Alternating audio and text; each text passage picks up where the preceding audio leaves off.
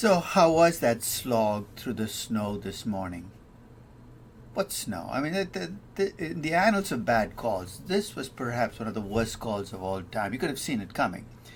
But what's done is done. I mean, we're going to talk about sunk costs, and arguing about whether they should have made that call about closing school today is one that we will continue to have. But I'm not going to let this class go to waste. I'm doing it all for you. Famous last words, right? I'll explain what I mean. I worked out that your tuition is 71,000 something. That's absurdly high. That's obscene. And if you break it down into 10 classes, which is roughly what you take during the course of a year, and 26 sessions apiece, you know how much this shutdown costs you? It costs you about $275 just for today's class. So I'm going to try to get your money back by doing the class anyway. So today's class, I was planning to continue with our discussion of betas. If you remember in the last session, and let's review, we looked at how most people get betas. So if you work at a bank, a consulting firm, a corporation, the way most people get betas is they get it from a service. They get it from Barra, they get it from Bloomberg, and they don't think any more about it. We dug a little deeper, not that much more, and we discovered that betas come from regressions of returns on a stock against returns on a market index. And we went through the process of analyzing the regression, looking at the diagnostics, but essentially the slope of the line became the beta. But I left you with a cautionary note. I said, even though you get an estimate of beta from a regression, it comes with noise.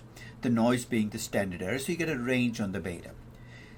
We're going to bury betas today, but before we continue with that burial of betas, let's think about what it is that drive betas. What are the determinants of betas? And that's basically going to be the focus for today. Because I'm going to give you a platform to get rid of a regression beta, because I think a regression beta is not a great way to estimate the beta for your company. But to come up with that platform, we first have to understand why companies have the betas they do. So let's go back. Betas don't come from services. They don't come from regressions. They come from choices you make as a company. To understand those choices, let's do a couple of exercises. Here's the first one. Let's assume that you are advising a very risky tech company on its cost of equity to use for investment analysis. Remember, this cost of equity is going to be a hurdle rate. You come up with a beta of 3 for the company because it's a risky company, and you come up with a cost of equity of 20%. High number, right? So you tell the CFO your cost of equity is 20%. He's a little shocked that the number is so high. So he asks you a question, and I want you to think about the mechanics first, and then we'll talk about whether the pathway to get there is even a sensible one. So he says, is there something I can do to bring my beta down? And after all, the cost of equity is high because the beta is high. It's not because the risk-free rate and risk premium are changing across companies. So he's saying, look, my beta is 3. Is there something I can do to bring my beta down? So think about it. If you are advising a tech company on what he or what that company can do to bring the beta down, what are some of the ways in which a company can bring the beta down? And go wild, because I didn't say any of these ways have to be sensible or good for the company. Just think about what you can do to bring the beta down. First, you could say, if you have any debt, pay it down. As we will see very quickly, as a company borrows money, the risk of that debt carries into the equity, pushes up your beta. So if you have any debt as a company, you can ask me to bring the debt down. So let me take that easy option off the table. I'm a tech company. I don't have much debt. Okay, so I can't mess with my debt because there's no debt. What's the second pathway I can use to bring my beta down? Think about it. Why is my beta so high? It's because I'm in a risky business, right? So if I could go out and make my business safer, my beta will come down. Well, how could I make it safer? Overnight, I could buy a safe company. I could buy utility. I didn't say any of this is sensible, but I could buy a utility with regulated revenues and earnings and margins, and I'd bring my beta down. In fact, if I'm in a real hurry and I wanted to bring my beta down to 0, I could do it, right? What would I have to do? I'd have sell the whole company, take the cash, and buy T-bills with it. Absurd, you say? Well, if my objective becomes having the lowest beta that I can, that's exactly what I should do. An all-cash company will have beta close to 0. So if you as a company want to bring your beta down, you can bring your beta down by paying off debt. You can bring your beta down by going into really safe businesses or liquidating your risky businesses. And there's a third pathway, and we're going to come back and examine this more. One reason your beta might be high is you have a lot of fixed costs. To the extent that you can bring those fixed costs down, you can make your beta lower. I'll go through the intuition in a little while, but think about it. You can pay down debt, you can go into safer businesses, you can try to bring your cost structure under control. But then if you ask, should I be doing this? The answer is absolutely not. Think about it. Kraft Heinz has a low beta. Google has a high beta. In which of those two companies would you have rather invested your money over the last 5 years? It is absolutely true that Google's high beta gives them a high hurdle rate, but guess what? They found projects that made more than the hurdle rate. It's also absolutely true that Kraft Heinz low beta gives them a low hurdle rate, but they couldn't find any projects that made it. It's not about what your hurdle rate is, it's whether you can make investments that earn more than your hurdle rate. You're saying, but I'd like to have high returns and low hurdle rates. Yes, and I'd like a flying pony. I mean, you can't make wishes into expectations. Remember the combination of danger and opportunity. The kinds of businesses where you can earn high returns will tend to be the kinds of businesses where you have to be willing to expose yourself to risk. We'll come back and examine the determinants in more detail, but we're going to start with that premise. Before we do that, though, and look at the determinants of betas, let me tie up some loose ends on regression betas. I went through the regression beta for Disney last session, and we broke the beta down and used the beta to come up with a measure of risk in Disney. The slope of the line is the beta, we said. The intercept became a measure of performance. Disney did better than expected. And the R-squared told you how much of the risk came from the market.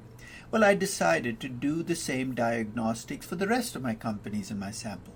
So I took Tata Motors and I ran a regression. Actually, I asked Bloomberg to run the regression for me. It ran it against the Sensex. Why does it do it?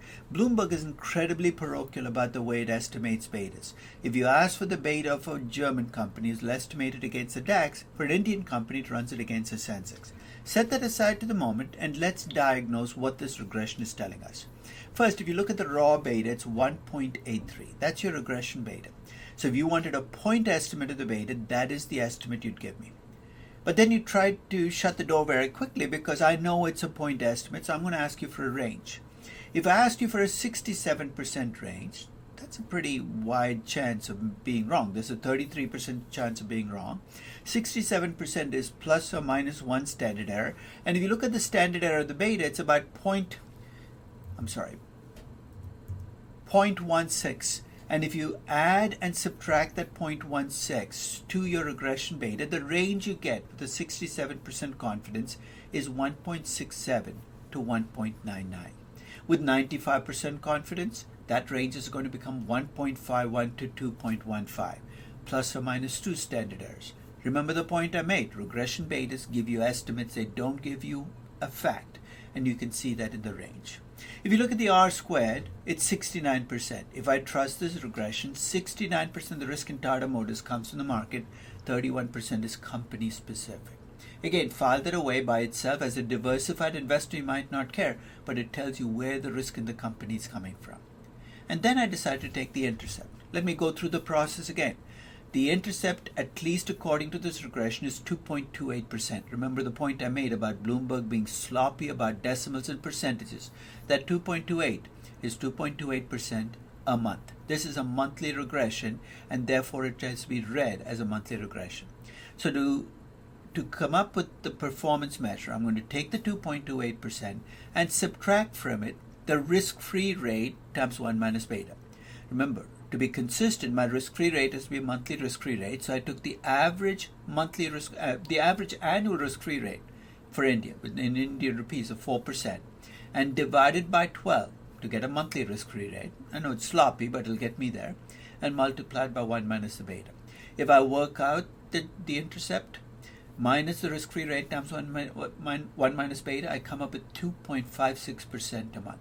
At first sight, that might not impress you, but that is per month. If I annualize that number, I come up with 35.42%. Remember to annualize it. You don't just multiply by 12 because now you're talking about much bigger numbers. 35.4%. Tata Motors would have been an incredible investment between 2008 and 2013. Now, when you get a Jensen's alpha this big, or a Jensen's alpha that's very negative, it's always worth stopping and asking why. What happened to this company that gave it that great Jensen's alpha? It could be great management, it could be luck, but whatever it was, it had to be something that happened in the company. And with Tata Motors, I think I have the one thing they did between 2008 and 2013 that gave them incredible payoffs. And that was acquiring Jaguar Land Rover in 2009. That acquisition, normally acquisitions are not a great way to add value. I'm a cynic when it comes to acquisition.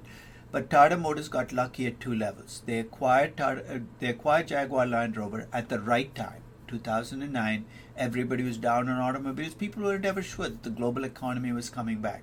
And from the right seller, Ford Motors was desperate to get rid of Jaguar Land Rover. They'd have given it away for a song, and they did. Tata Motors got an incredible bargain in Jaguar Land Rover, and it shows up as a high Jensen's alpha. So when you see a Jensen's alpha, look past the number to see if you can put an explanation on it. Final piece of this puzzle, if I trust the raw beta, I don't, but if I did, and I wanted an expected return for Tata Motors, just like I did for Disney, I'm going to start with a risk-free rate. In this case, because I'm working with rupees, I want a rupee risk-free rate. I know it's been a long time, but think about how we got the rupee risk-free rate. I started with the Indian government bond rate, 8.82%. I subtracted out the Indian default spread of 2.25%. I came up with a risk-free rate of 6.57%. So this is a risk-free rate that I've cleaned up in rupees. The regression beta is 1.83, and my equity risk premium for Tata Motors is not the Indian equity risk premium, it's a weighted average of where they operate at 7.19%. You put those together, I come up with a cost of equity of 19.73%. Now, at first sight, you're shocked. You're saying that's a really high number. But remember, I'm working with Indian rupees, a higher inflation currency. So when you work with a high inflation currency, do not be surprised to see cost of equity of 20, 25, or 30%. Don't worry, it'll take care of itself, because that high inflation should also feed into your cash flows. So again, an extended assessment of the regression, not as extensive as I did for Disney, because that would bore you, but you can see it play out with Tata Motors. Now, just as a final going away part of this regression, let's suppose I wanted a beta for Vale. I could do exactly what I did for Tata Motors, run a regression, and initially I ran it on the local listing, and what Bloomberg gave me was a beta against the Bovespa. You're saying, so what? Well, Vale has an ADR. This is a listing that is traded in the US, and when I ask for a beta for the ADR, magically, Bloomberg gives me a beta against the S&P 500. They're saying, so what? You have two regressions, so what? Look at how different the raw betas are in the two regressions. Which one you choose will give you a very different cost of equity. I told you earlier in this session that I was going to bury a grave for regression betas and put the regression beta in there. I'm going to dig a grave for regression betas and put regression betas in there. Here's my second reason. Game playing is very easy with regression betas. What do I mean by game playing? You can change the index, you can change the starting point, the ending point, weekly, monthly, quarter. It's amazing how much you can cause betas to change.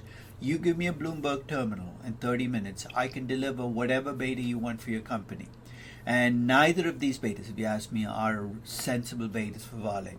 So if you ask me what's Vale's beta, I'm going to say it's not on this page. Now, to do a final reason why you might not want to trust betas. Remember I said Bloomberg is very parochial about the way it estimates betas. You ask the beta for Deutsche, it'll estimate against the DAX and give you a regression beta 1.58. But you can say now, if you're Deutsche, your marginal investor might not be a German investor, it might be a European investor. You can run it against the Euro 100, get a different beta. You can even run it against the MSCI because the marginal investor is global. Again, the point I'm making is you could make an argument that these local betas, which is what services report, are no longer relevant. That running a regression against a broader index might give you a more meaningful beta, but you're going to have questions about what broader index. One final point about betas. I've seen people use the index in which a company is listed to get a beta with the false argument that because a company trades in that index, it should be regressed against the index. If I use that justification, I could take Baidu, which is a NASDAQ listed stock, run it against the NASDAQ and come up with a beta. But the beta that I'm getting is really not a beta against the market, it's a beta against tech stocks because the NASDAQ is a tech index. I could run against the S&P 500, a little more meaningful, but again, you're left with this feeling of, hey, did I run it against the right index? Is this the right regression beta for me? That is precisely why I want you to think about what it is that truly drives betas, the determinants of betas. So to start that process off, here's what I'm going to do. I'm going to list a bunch of companies and I'm going to show you what their betas are. And with each one, I'm going to try to tell you a story about why the company has the beta that it does. And along the way, hopefully, you will start to get a sense of why some companies should have high betas, others should have betas close to 1, and still others should have betas less than 1. Let's start at the very top. Bulgari, beta of 2.45. What does Bulgari do? It makes a lot of useless, expensive stuff that you could live without, but they've convinced you that you cannot live without it. It's a very discretionary product. Discretionary in what sense? In good times, people might buy that Bulgari. In bad times, you just go to Canal Street and you buy a knockoff. Bulgari has a high beta because it produces an incredibly discretionary product. Let's move down the list. Quest Communications, telecom company. Now, for the most part, telecom is not a discretionary product. So you're saying why? And Quest, so some of these companies are no longer even around, but Quest Communications shared a characteristic that telecom companies seem to have, which is many of them are funded with huge amounts of debt. Quest Communications had a high beta because it had a lot of debt, and on top of that, telecom businesses have a lot of fixed costs. Those fixed costs are there whether you sell one item or 100 items. So a lot of fixed costs and a lot of debt, high beta. So discretionary product for Bulgari, high fixed costs and high debt for Quest Communications. Microsoft, beta 1.25. When I first started tracking Microsoft, it was in 1987, the year after their IPO. And the beta I assessed for them was 2. And over time, Microsoft's beta has drifted down. You're saying why? Its product suite has widened. It has a much broader set of customers now. It used to be just an operating system, MS-DOS, in 1986, but in 87. But now it's business services. It's got LinkedIn. It's on the cloud. In fact, when I estimate this beta, the cloud business was not that big, but it's a more diversified product base. That's one reason. The other, Microsoft had accumulated a significant amount of cash. You're saying, so what? Well, when you accumulate a lot of cash, you've entered the cash business. Nobody calls it that, but let's call it the cash business. In the cash business, you're investing in T-bills and commercial paper, and guess what the beta for that business is? It's 0. So the more cash you accumulate as a company, the lower your beta is going to be. So a combination of diversifying your business and having cash has brought the beta down. GE in its good days, this is not GE, the disaster you see today, had a beta 1.15. When I assessed this beta for GE, it was the ultimate conglomerate. It was in 26 different businesses. Now let's pause and ask the question. As you become a conglomerate, as you go to more and more different businesses, what should happen to your beta? Think about it. The average beta across all stocks is 1. So as I diversify as a company and go into multiple businesses, my beta should drift towards 1, right? In fact, GE's beta drifted towards 1, but it stayed consistently above 1 for a simple reason. The biggest part of GE when I made this assessment was GE Capital.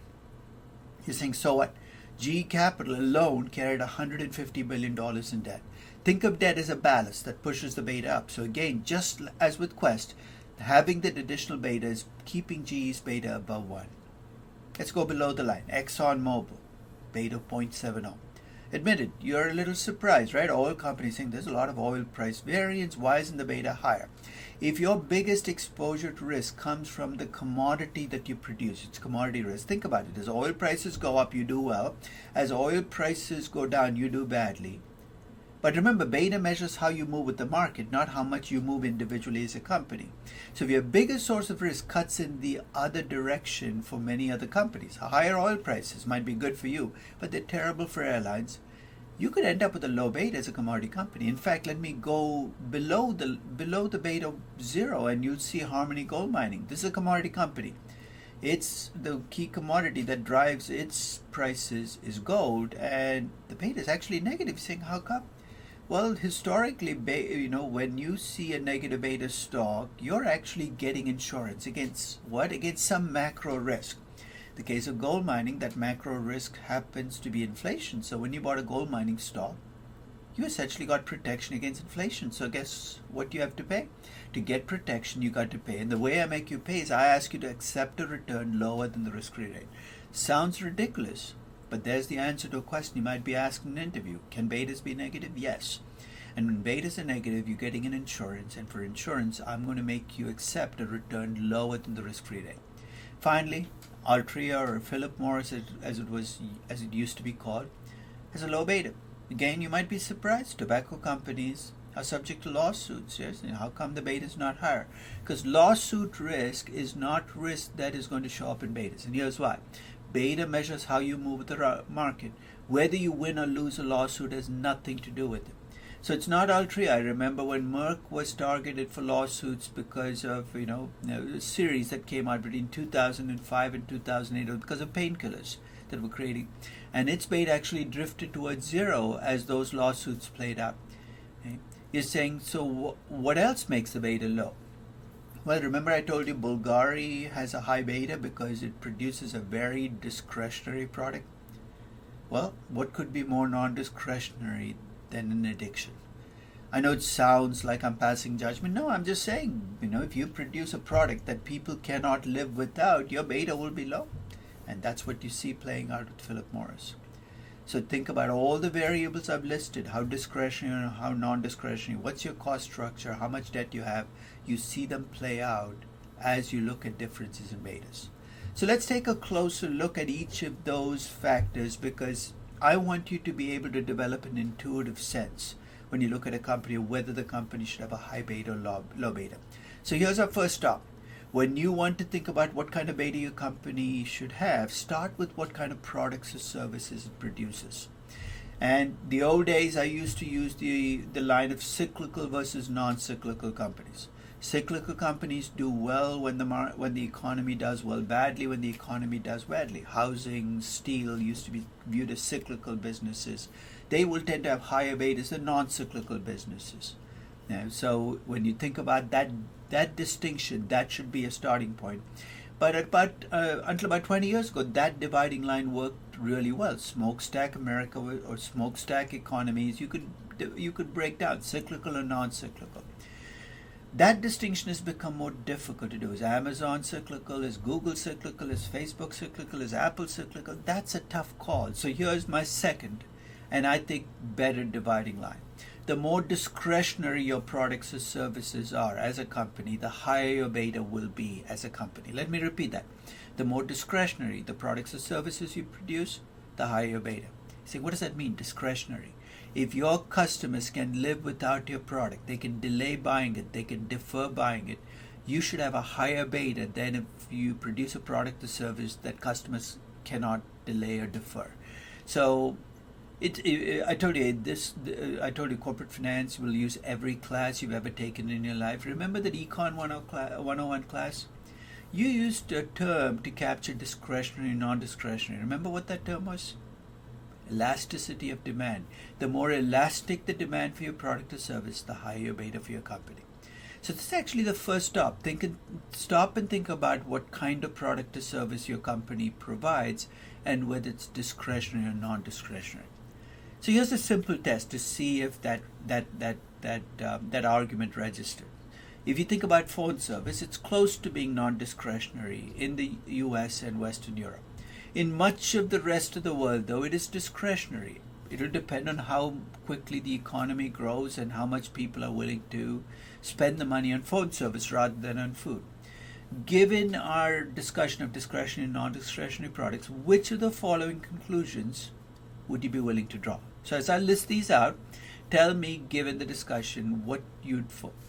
Should emerging market telecom companies have higher betas than developed market telecom companies? That's the answer. Or should developed market telecom companies have higher betas than emerging market telecom companies? Focus just on the discretionary, non-discretionary. Or should they, because they're in the same business, have the same betas? Okay. That was a pretty easy one, right? Because to the extent that you view phone service as discretionary in emerging markets, you could argue that emerging market telecom companies should have higher betas than developed market telecom companies. Forget about indices, forget about all the rest of the mechanical stuff from a purely intuitive level.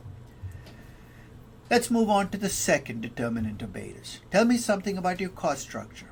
The greater the proportion of your costs that are fixed costs, the higher the beta for your company. Let me give you the rationale for this.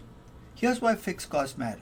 When you have lots of fixed costs, When you do well, you're going to make lots of profits because your cost structure stays fixed and your revenues shoot up. Conversely, when you have bad times, your revenues drop, you're going to lose a lot more money.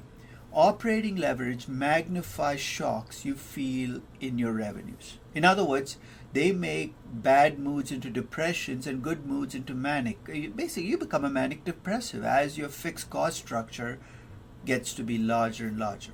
So that's what operating leverage is. So when you're in a business with high fixed costs, I would expect you to have a higher beta than if you're in a business with low fixed costs.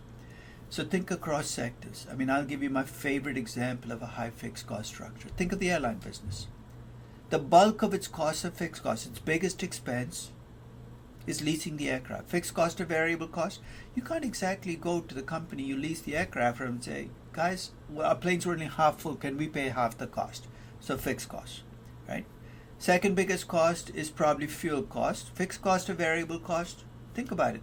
You get on a plane, the pilot comes out and starts counting the number of people in the plane, say, only 6 people on here, let's fill it up halfway, let's see how far we get. There won't be 6 people left on the plane, right? Fuel costs, mostly fixed once you set up the schedule. Right? Employee expenses, most of the airlines are unionized. I've been on airlines where the stewardesses outnumber the passengers. It doesn't make the service any better, but it's still a fixed cost. And to top it all off, if you fly out of Newark to Heathrow, you got to pay for those gates, fixed costs. So when you think about an airline, its costs are almost all fixed, which means it's going to be feast or famine for an airline. So you're either making billions or you're going bankrupt. Notice there's never a normal year. You'd expect airlines to have a high beta. But to show you, even within the airline business, there can be outliers. Think about the most written about company in Harvard case history. You know what I'm talking about, right? Southwest Airlines. Think about what Southwest did that made it different. It leased the aircraft like every other airline, right? But here's what made it different. It leased exactly the same kind of aircraft. For the longest time, every Southwest flight you took was on a Boeing 737 because that's all they had. You know why they did that? It allowed them to have one maintenance crew and reduce their fixed costs. Fuel costs? I hope they don't economize because I do fly Southwest, but here's what they did that set them apart from the other airlines. There are only 2 airlines in the world that consistently hedge fuel costs. One is Southwest and the other is Singapore Air. You're saying, what about the other airlines? Well, they all hedge, but at the wrong times. They start hedging when oil prices hit 120. They stop hedging when they hit $30. In fact, if you want to play the oil market, I would suggest you watch most of these airlines and do the exact opposite of what they're doing. But Southwest, the fuel costs are hedged, so they know what the cost structure is going to look like. Third, it surprises people, but Southwest has a unionized workforce, but they have perhaps the most flexible workforce of any of the airlines. It's the only airline I've flown where a stewardess has checked me on. Try that with United. You could be surrounded by stewardesses and they're all checking their job description saying, no, I've worked here 35 years. I've never checked somebody on. I can't start now. But here's the biggest savings that Southwest had, at least for much of their early life. If you took a Southwest flight out of New York, it's really the New York area. I remember the first Southwest flight I took out of New York. I didn't bother to check my ticket until the day of my flight, expecting it to be out of JFK, LaGuardia, or Newark. And I checked my ticket and it says out of Islip. I didn't even know where Islip was, to be quite honest. If you're from Islip, don't take it personally. But it's a small town in Long Island. You're saying, why is Southwest flying out of there? I don't know. I went to the airport, I got on there, and I flew to LA. And I thought I was flying to LA. And I landed, I came out of the big statue of John Wayne and I said, I landed in Santa Ana. Across the country, Southwest followed this practice of flying out of one no-name airport into another no-name airport. They didn't fly into O'Hare, they flew into Midway. You're saying, why? Remember what I said about gates costing money at Newark and Heathrow? Southwest avoided those fixed costs by flying out of smaller airports where the airport actually paid them to put them on the map and kept their fixed costs low. You know how this showed up? Right after 9/11, the market cap of Southwest alone exceeded the market cap of every other airline because they were able to hold on even in the midst of that crisis.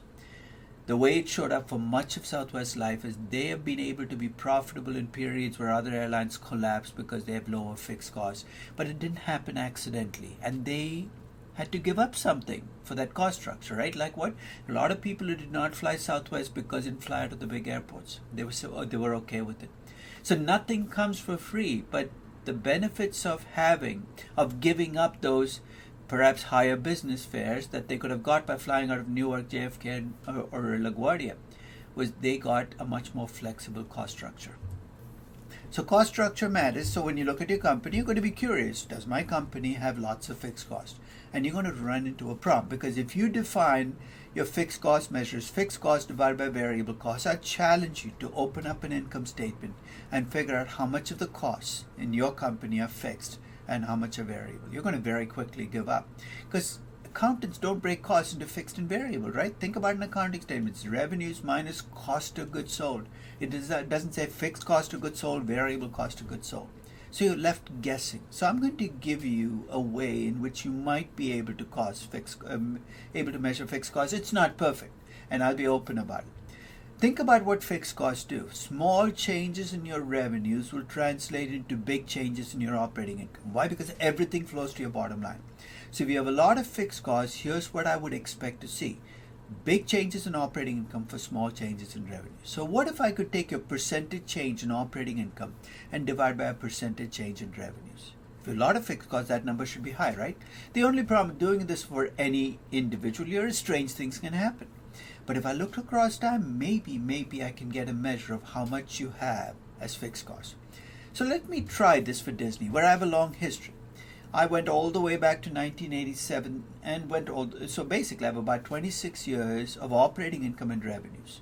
I computed the percentage change in operating income over that period. It was about 11.179%. And I computed the percentage change, so that was a percentage change in revenues, 11.79%. And I computed the percentage change in operating income, 11.91%. You divide the 11.91 by the 11.79, you get 1.01. Now, if your reaction to that 1.01 is, hey, I don't know whether that's high or low, I don't blame you. In fact, one other thing I did for Disney, because the Cap Cities acquisition in 96 changed them so dramatically, is I looked at the post-96 number, and that ratio is about 1.25. Again, I'm left at sea. I have no idea whether 1.25 is high or low. So here's what I did to get some perspective. I computed this number for other entertainment companies. Let's say the average across entertainment companies is 1.35. So here's my question for you. Take either one of the Disney numbers. The one going back to 87, which is 1.01, or the one going back to 96, which is 1.25. Compared to the 1.35, it's lower, right? So tell me what this means, and to the degree that you trust those numbers as measures of operating leverage, would you expect Disney to have a higher beta or a lower beta than other entertainment companies?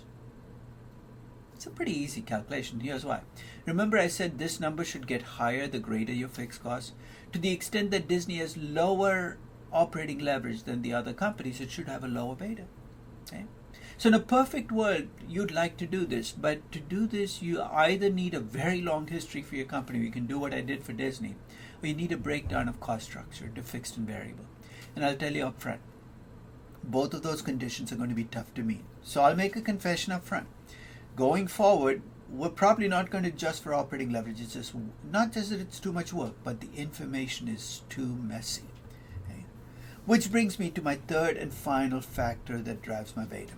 So what kind of business are you in? How discretionary your product or service? How much do you have in fixed costs? Let's ask the third question that will determine your beta. How much have you borrowed? And here's why borrowing money can affect your beta. Remember, when you borrow money, you create a fixed cost, interest expenses, which you did not have until you borrowed the money.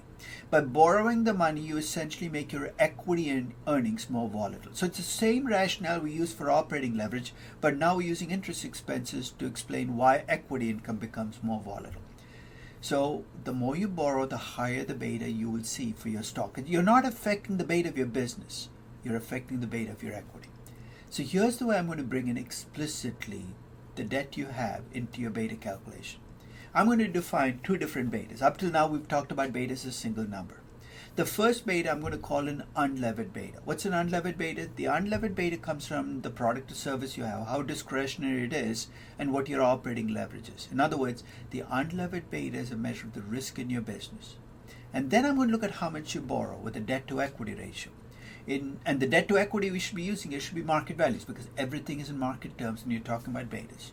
And the more you borrow, the higher your debt to equity ratio is going to be. I'm going to give you a partial protection. In what sense? To the degree that interest expenses are tax deductible, the government acts almost as a partner in this process. So the greater the tax benefit, the lower the impact of debt. So what I'm effectively doing here is I'm taking the beta of the business, the unlevered beta. Don't ask me why Microsoft, when I go from Mac to a PC, changes my betas to bicycles. So that's not a bicycle, an unlevered bicycle, it's an unlevered beta. The unlevered beta for the business you're in times the debt to equity. So basically the debt to equity ratio as it rises will push up what you observe as the beta for your equity, which is a levered beta. So let's recap again. The unlevered beta captures the beta of the business you're in. So it incorporates the operating leverage and the discretionary or non-discretionary nature of your product. Your levered beta is the beta of your equity, and it can be high if you borrow enough money. Now let me go back a few pages, because if you remember, when I estimated a beta for Disney using a regression, I ran a regression and I got a slope and I got a regression beta. So here's my question for you. When you run a regression, the conventional way of estimating betas, is a regression beta a levered beta or an unlevered beta? Think about it for a moment. It's a levered beta or an unlevered beta? If you said levered, you got the right answer. But let me ask you a follow-up question. How the heck did leverage even creep into it? Because when we ran the regression, we ran regression of returns on the stock against returns on the market index. We never even talked about debt to equity or brought it in. So how did leverage creep into the beta? Here's how I did it. Remember those returns on the stock? If you have a lot of debt, here's what's going to happen. The returns on your stock are going to be much more volatile, right? Because good times are going to be great, bad times are going to be awful. It is through the returns on the stock that the debt to equity ratio entered in, and already you can see another problem with regression betas to add to the list of problems. Your regression beta is levered, but the leverage that's incorporated into that beta is the average debt to equity ratio your company had during the period of the regression. It's not the current debt to equity. So if your company had no debt for the last 4 years and 364 days, it borrowed $10 billion yesterday, your regression beta will not reflect it. See, what am I going to do? We have a fix. Even if you want to stay with the regression beta, then I've said you can't use it. So let's go back and take the regression beta for Disney, 1.25. The beta is a levered beta, but the debt to equity ratio that's in it is the average debt to equity ratio between 2008 and 2013, the period of the regression. Let's say the average debt to equity ratio then was 19.44%. Here's what I'm going to do. I'm going to estimate what the beta for Disney would have been without the debt. So basically, I'll unlever the beta. It's just basic algebra. Take the equation I showed you in the previous page. I take the raw beta, the regression beta, which is the raw beta from Bloomberg, 1.25. I divide by 1 plus 1 minus the tax rate, which in the case of Disney is 36.1% in 2013. I'll come and explain where the tax rate comes from in the next session. And I multiply by 19.44%. Please remember your order of operations. You're too old for me to teach you that order, but keep the bracket, do go through brackets, go through the process first. And if you do it right, the unlevered beta that you come up with is 1.1119. So I'm going to ask you a question. That's going to hark back to a show that I used to watch, and some of you might have watched, called Jeopardy. Have you seen Jeopardy? I mean, you've seen the show, right? Where you're given the answer, you've got to guess the question. So let's play a little Jeopardy. If 1.1119 is the answer, what the heck is the question? I'm not trying to be mysterious, but there are a couple of questions to which it's the answer, right? So here's the first question. Could Disney have run its business with no debt? Yeah, sure, debt is a choice. If Disney had been an all-equity funded company between 2008 and 2013, what would its beta have been? Well, the answer is 1.1119. So it's the answer to the question, what would the beta for my company have been if it had had no debt? So what's the other question? If I ask you what the beta for Disney's business is, not what the beta for Disney's equity is, the answer is 1.1119. That is the beta for Disney's business. So the unlevered beta is the answer to both those questions. Keep that in mind, because if you take your regression beta for your stock, you can do exactly what I did for Disney and come up with an unlevered beta. And to the extent that you trust your regression beta, this is again the unlevered beta that you would use for the company. You're saying, what do I do with the unlevered beta? Let's say Disney's current debt to equity ratio is 50% debt, 50% equity. That's a 100% debt to equity ratio, right? $50 of debt, $50 of equity. You know what its beta would have been? Its beta would have been 1.82. You're saying, that sounds high. Well, if the 100% debt to equity ratio, that's what the beta would be. And here's all I'm doing. I'm taking the 1.11 unlevered beta and I'm re-levering it. That's a process of bringing in the debt to equity ratio that I have at each debt ratio using the same 36.1% tax rate. It's not that Disney is getting riskier as a business, but its equity is getting riskier as you borrow more and more money. Let's take it to its logical endgame. Let's suppose you decide to do a leverage buyout of Disney. Horrible idea, but you decide to go ahead with it. You know what the debt to equity ratio in a typical leverage buyout is? It's about $90 of debt for every dollar of equity, which turns out to be a 900% debt to equity ratio. If I did a leverage buyout of Disney, its beta would shoot up to 7.5 and its cost of equity will be incredibly high.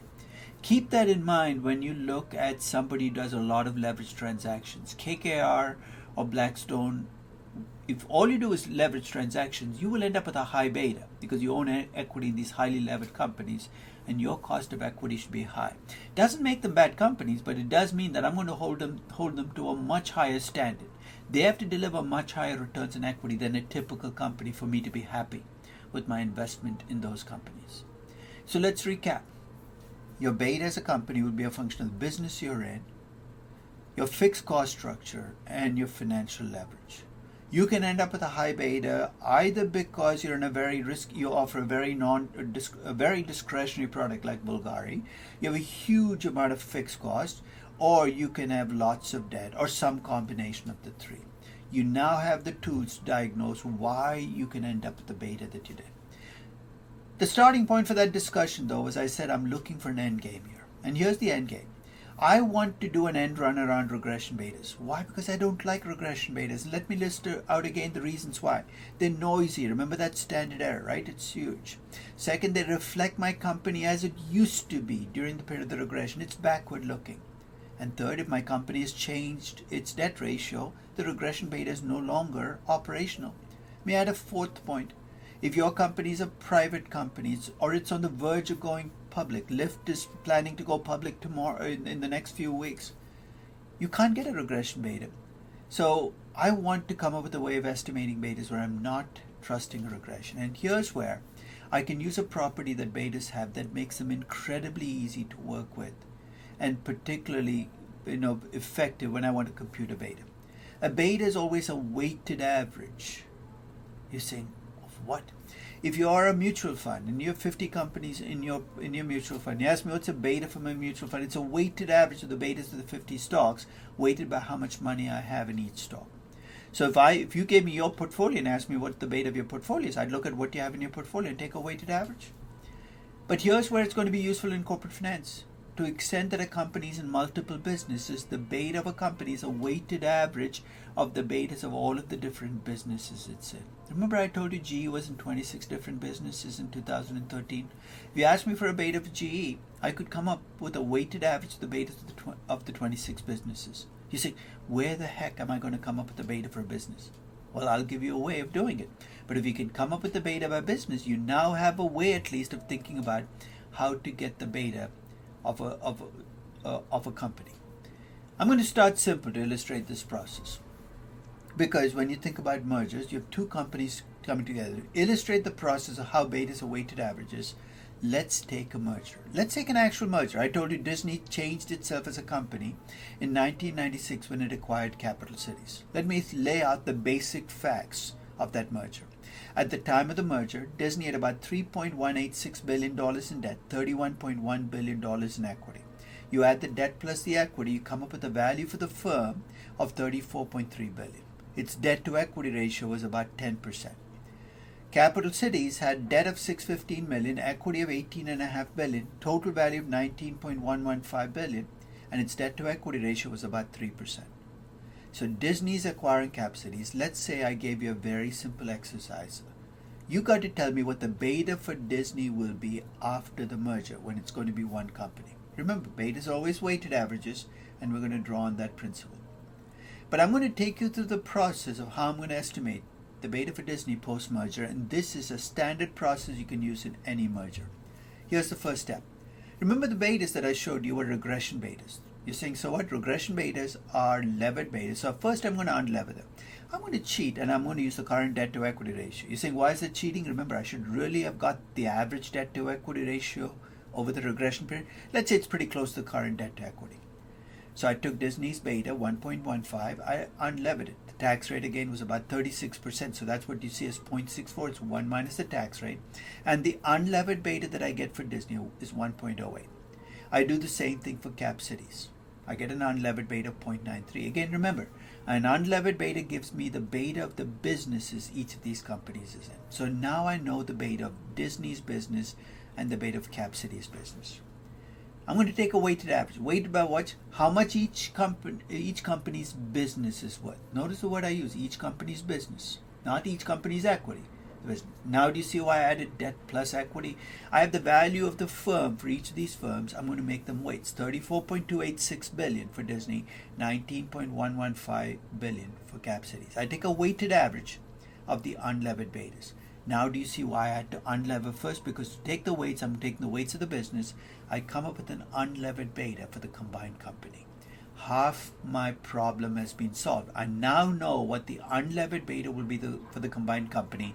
It's a weighted average of the unlevered betas of the two companies, weighted by their relative firm values, not just equity values. So everybody with me so far? What's the second step? I need to come up with a levered beta. He's saying, well, just add up the debt of the two companies. Not so fast. Because Disney's acquiring cap cities, I didn't tell you with what. Because I need to know how the acquisition is going to be funded in order to come up with the new debt to equity ratio. And here I'm going to fill in the details. Here's what Disney is planning to do. It's planning to assume cap cities debt. What that means is to take on cap cities debt. And on top of that, and let's assume that that's all it did. And it was going to fund cap cities entirely with equity. What does that mean? It's going to issue shares to buy up the 18.5 billion. So if that is the plan on the acquisition, here's what the numbers will look like. The total debt for Disney after the acquisition will be the combination of the two companies' debt, 3.8 billion. The total equity will be the 31.1 billion that Disney had before, plus the 18.5 billion in new equity that it has to issue, 49.6 billion. Its new debt to equity ratio is going to be 7.66%. And its levered beta then, I will use that debt to equity ratio to come up with a levered beta of 1.08. This is if they'd used all equity to fund their cap cities acquisition. But that's not what they did. They actually borrowed 10 billion to do the cap cities acquisition. And they assumed the cap cities debt. She's saying, what does it mean? Well, let's work out what the company will look like given that they borrowed 10 billion to do the acquisition. The total debt outstanding will be the 3,186 million plus the 615 million plus the 10 billion, which gives me $13.8 billion in debt after the acquisition. To get the equity, remember they have 31.1 billion in equity already, plus they have to issue another 8.5 billion. Remember, out of the 8.5 billion they used to pay for cap cities, 10 billion came from debt, the remaining 8.5 billion from equity, which gives me 39.6 billion equity. The debt to equity ratio will be 34.82%. The beta for the company combined after the merger will be 1.25. I know it's exactly the beta Disney had before the acquisition. It's pure coincidence. Don't take this as a rule. In fact, here's what I'd like you to think about before the next class. Consider this as an exercise you can work through. What if Disney had borrowed the entire $18.5 billion to buy cap cities ABC? In fact, here's going to be my test. Tomorrow I'm going to send you an email asking you for the answer to the question. And the test of whether you watch this webcast is going to be whether you even know what the question is about. It borrows the entire 18.5 billion. I want you to figure out what the new debt to equity ratio is and what the levered beta will be. Because I want you to get comfortable with this process, because as I said, it's exactly the same process you will use anytime you want to come up with a combined beta. So let's review where we are. Betas are weighted averages, and we're going to use that as the basis for estimating the beta for a company as an alternative to regression betas. And I'm going to be able to come up with the beta for private companies, divisions of companies, and that's going to be the process we follow. So I'm going to lay out the process before as the end part of this session. The way I think about this process, I call it a bottom-up beta as opposed to a top-down beta. In a bottom-up beta, here's what I'm going to do. I'm going to break your company down into businesses. So if you have a company, I'm going to break it down into businesses. So if it's in 3 businesses, steel, chemical, and software, I'm going to break it down. Then I'm going to try to find betas of each of the 3 businesses. You say, how are you going to do that? I'm going to find as many publicly traded companies as I can in each of those businesses. And because they're publicly traded, I can come up with the regression betas. I'm going to average the regression betas for the companies in each of these businesses. I will average regression beta for steel, average regression beta for chemicals, average regression beta for software companies. But remember what we did for Disney. Regression betas are levered betas, so I'm going to take out the effect of debt because these businesses might have very different debt ratios than I plan to have. I come up with an unlevered beta for the 3 businesses. Then I take a weighted average of those unlevered betas. Weighted by what? The value of each of the 3 businesses that you have as a company. And already you can see that's going to be messy because you can say, look, I know how much revenue I make by business, but I don't know how much value I have. Well, let's for the moment be sloppy. Let's take revenue weights then. Take a revenue weighted average of the 3 unlevered betas. I have an unlevered beta for your company. Then I look at your debt to equity ratio as a company and I come up with a levered beta. Now, why am I doing all of this? Because I don't like regression betas. So I'm going to leave you with a parting thought. Since those betas that I used to come up with this bottom-up beta came from regressions themselves, what's the big savings? What is the big advantage of using an average of 100 steel company betas instead of one steel company's beta? So tomorrow when we start, I'm going to start with those 2 questions. What is the beta, or not tomorrow, I'm sorry, Wednesday when we start in class, I'm going to start with those 2 questions. What would the beta for Disney have been if they'd borrowed the entire $18.5 billion to buy cap cities? And second, what's so great about using a bottom-up beta? I know it's unfair because I'm the one who's pushing for it, but I want you to think about what the rationale is. Because on Wednesday, we're going to take this approach and we're going to apply it in Disney. And it will get a little torturous before the lights open up. But I think it's going to free you from the tyranny of regression betas. So please try to watch the session before the next one because they work in sequence. It's a story and it'll be out of sequence if you don't watch it. So I will see you in the next class. Take care.